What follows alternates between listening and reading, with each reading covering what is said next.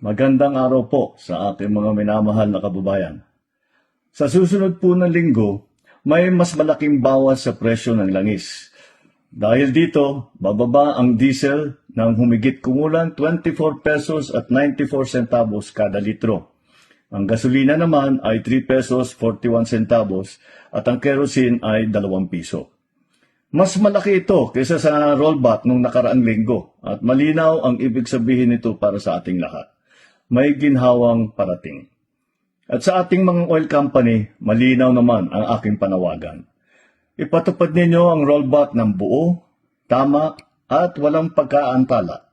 Ibigay ninyo sa taong bayan ang dapat naman na nasa kanila. At para sa ating mga kababayan, bukas ang ating tanggapan at ang Department of Energy para sa inyong mga reklamo. Kung may paglabag, ipaalam po ninyo sa amin, kikilos kami kagad.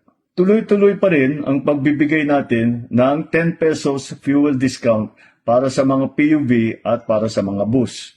At tuloy din ang service contracting program para sa mga PUV driver.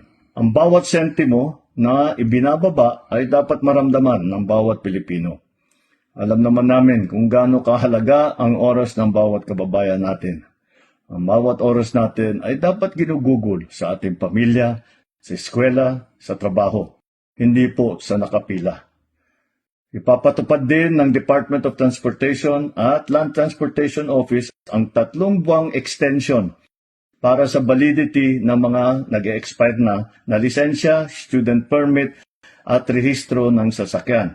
Halimbawa, kung mag-expire na yung buwan ang rehistro mo, magiging valid pa rin yan hanggang July at wala kang babayarang multa o anumang surcharge. Bukod sa driver's license at sa rehistro, extended din ang validity ng mga student permit at ang mga conductor's license. Batid namin ang sitwasyon ng bawat Pilipino sa panahong ito.